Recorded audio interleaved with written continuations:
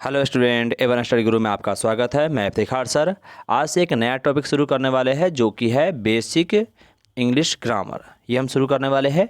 Math जो चल रहा था अपना टॉपिक चलबे करेगा। यहाँ से हम शुरू करने वाले हैं ग्रामर का टॉपिक।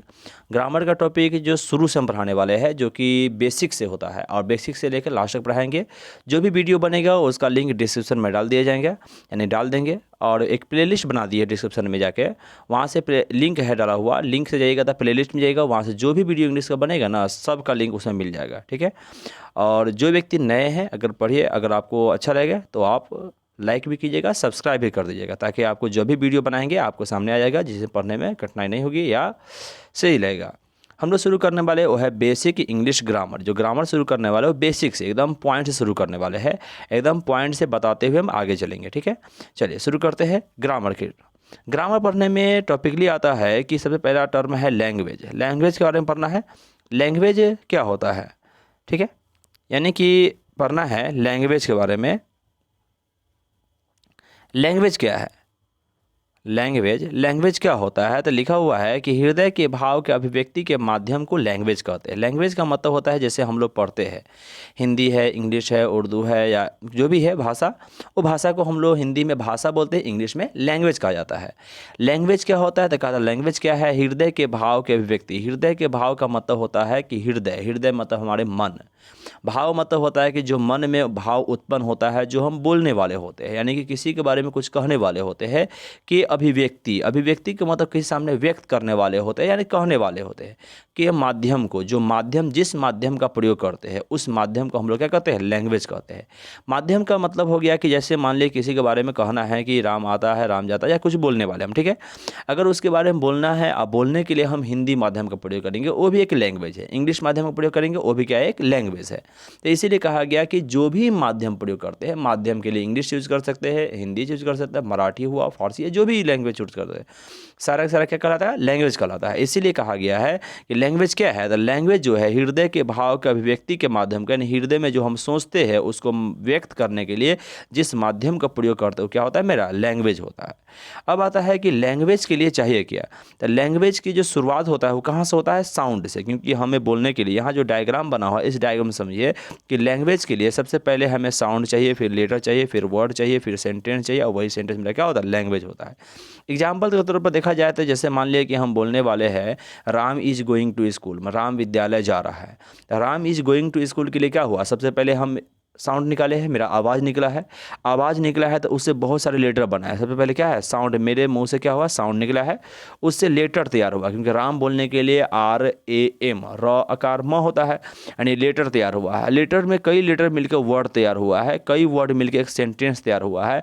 और जो हम सेंटेंस बोले इंग्लिश में बोले, इसलिए हो जाएगा इंग्लिश लैंग्वेज हो जाएगा, लेकिन है तो इंग्लिश ही, मतलब लैंग्वेज ही। तो लैंग्वेज क्या होता है कि जो हम बोलते हैं शुरू कहाँ से हुआ, साउंड से, यानी साउंड से शुरू होगा, फिर लेटर बनेगा, फिर वर्ड बनेगा, फिर सेंटेंस बनेगा, फिर लैंग्वेज बनेगा। ठीक है, यानी कि साउंड होता है, फिर लेटर होता है, फिर वर्ड होता है, फिर सेंटेंस होता है, फिर लैंग्वेज तैयार होता है।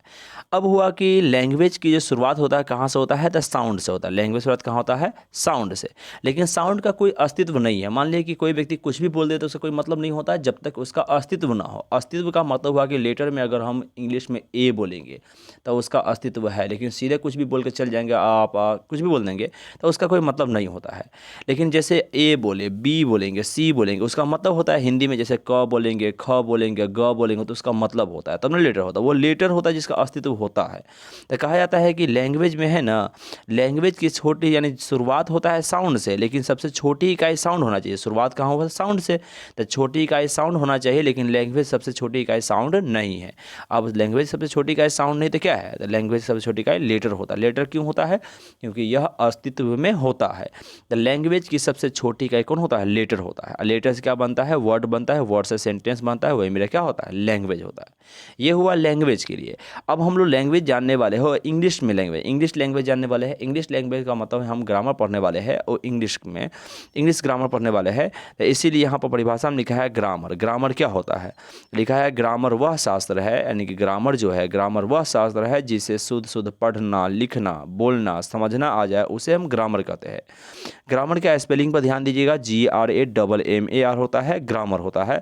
कई बार GRAMAR या GRAMER या GRAMMAR GRAMMAR भी प्रयोग किया जाता है, जो कि गलत है। ध्यान रखिएगा, ग्रामर का स्पेलिंग जो होता है GRAMMAR होता है, ध्यान रहेगा।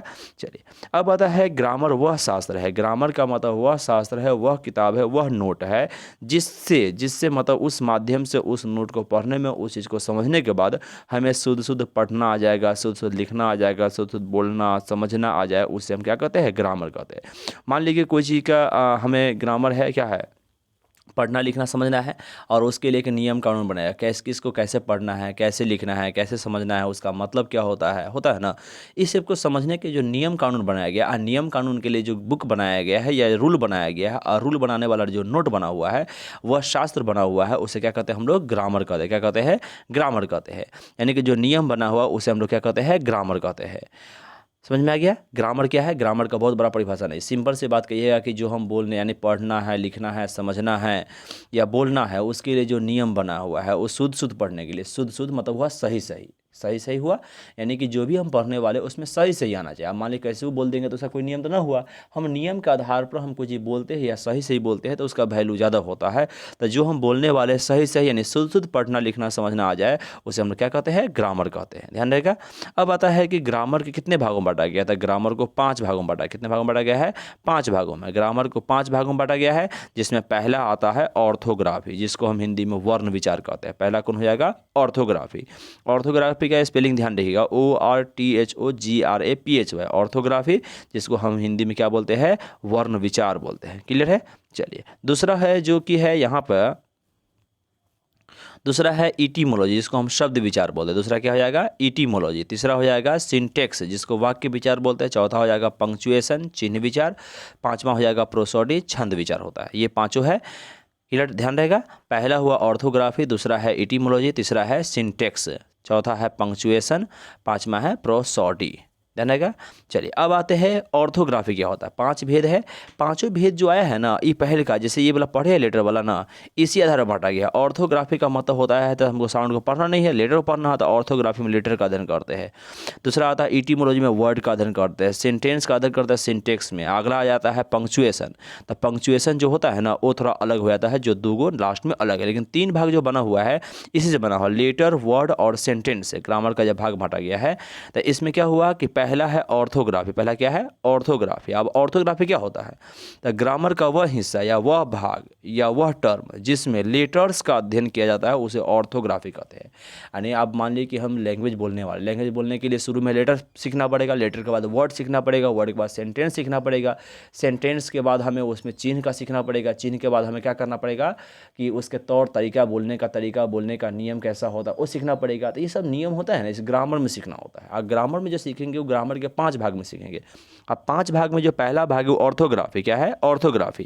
अब 5 भाग में पहला भाग ऑर्थोग्राफी है, तो आखिर में ऑर्थोग्राफी में क्या सीखेंगे, तो ऑर्थोग्राफी में क्या सीखेंगे, ग्रामर का वह हिस्सा यानी ग्रामर का वह भाग है जिसमें लेटर्स का अध्ययन किया जाता है, लेटर का अध्ययन करेंगे, अध्ययन किया जाता है, उसे ऑर्थोग्राफी कहा जाता है। किसका अध्ययन किया जाता है, लेटर्स का, उसे क्या कहते हैं हम, ऑर्थोग्राफी कहते हैं। क्लियर है।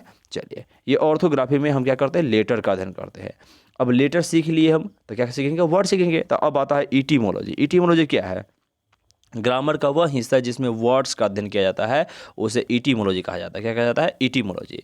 अब इटीमोलॉजी में जो होते हैं उसमें वर्ड का अध्ययन करता है। वर्ड का अध्ययन करने वाले बहुत सारे चैप्टर होते हैं, जैसे पार्ट्स ऑफ स्पीच में 8 आ जाते हैं। कौन कौन, noun, pronoun, adjective, verb, adverb, preposition, conjunction, interjection. ये सारे के सारे जो चैप्टर होते हैं वो ग्रामर कौन भाग में आते हैं, इटीमोलॉजी में। उसके अलावा number, gender, person, case, degree, ये सभी किस में आते हैं, इटीमोलॉजी में आते हैं। जबकि टेंस, वॉइस, नरेशन में सेंटेंस का अध्ययन करते हैं, तो ये सब आपको आ जाएगा अगला में, यानी सेंटेंस वाला में। लेकिन हमको तो यहाँ वर्ड के बारे में कहा गया कि इटीमोलॉजी में किसका अध्ययन करते हैं, वर्ड का। यानी ग्रामर का वह हिस्सा जिसमें वर्ड्स का अध्ययन किया जाता है उसे इटीमोलॉजी कहा जाता है, उसे इटीमोलॉजी कहते हैं। तो वर्ड का अध्ययन करने वाले जो भी चैप्टर है कौन में आ जाएगा, इटीमोलॉजी में आ जाएगा। क्लियर है। चलिए, अब आते हैं सिंटेक्स में। सिंटेक्स क्या होता है, सिंटेक्स क्या होता है, ग्रामर का वह हिस्सा जिसमें सेंटेंसेस का अध्ययन किया जाता है। अब सेंटेंस का अध्ययन करने वाले कौन होता है, अध्ययन किया जाता है, उसे सिंटेक्स कहा जाता है। अब सेंटेंस का अध्ययन किस में करते हैं, तो सेंटेंस का अध्ययन जो किया जाता है वो चैप्टर कौन है, टेंस, वॉइस, नरेशन, डिग्री में भी सेंटेंस का अध्ययन करते हैं। यानी कि ट्रांसलेशन बनाते हैं हम, सेंटेंस बनाते हैं कि सेंटेंस को किस नियम से बनाना है, सब्जेक्ट पहले, ऑब्जेक्ट बाद में, वर्ब क्या होगा नहीं होगा, इसका जो भी नियम कानून बनता है उसको किस ग्रामर कौन से चैप्टर में अध्ययन करते हैं? सिंटेक्स में अध्ययन करते हैं। क्लियर है? चलिए अब 2 को बचा हुआ है। पहला है चौथा नंबर पंक्चुएशन है। पंक्चुएशन में क्या है? अब मान लीजिए कि हम लेटर अध्ययन कर लिए, फिर वर्ड का अध्ययन कर लिए, सेंटेंस का अध्ययन कर लिए, लेकिन सेंटेंस बनाने का साथ साथ होता है कि सेंटेंस में बोलने जाते हैं तो उसमें कुछ नियम कानून होता है कि किसको जल्दी बोलना है, किसको फास्ट में बोलना है, या उसका चिन्ह होता है लिखने क्रम में, वही चिन्ह का अध्ययन करते हैं पंक्चुएशन होता है। क्या लिखा? ग्रामर का वह हिस्सा जिसमें चिन्ह यानी साइन का अध्ययन किया जाता है उसे पंक्चुएशन कहते हैं। क्लियर है? ग्रामर का वह हिस्सा जिसमें चिन्ह का अध्ययन करता है। चिन्ह का मतलब कॉमा हुआ, फुल स्टॉप हुआ, एक्सक्लेमेटरी साइन हुआ, क्वेश्चन मार्क हुआ, कहाँ पर कौन चिन्ह देना है, ये सब अध्ययन करेंगे। किसमें करेंगे? पंक्चुएशन में करेंगे। क्लियर है? अब आता है प्रोसोडी। प्रोसोडी क्या है? ग्रामर का वह हिस्सा जिसमें भाषा की शैली, भाषा की शैली मतलब आप भाषा को बोलना है।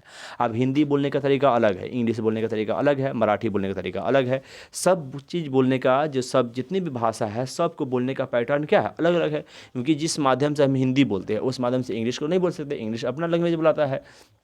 मैंने पढ़ने का तरीका हुआ, उसका उच्चारण हुआ, ये सब उच्चारण जो होता है तौर तरीका होता है, उसकी जो शैली होता है ना प्रोसोडी में अध्ययन किया जाता है। क्या कहता है? प्रोसोडी में।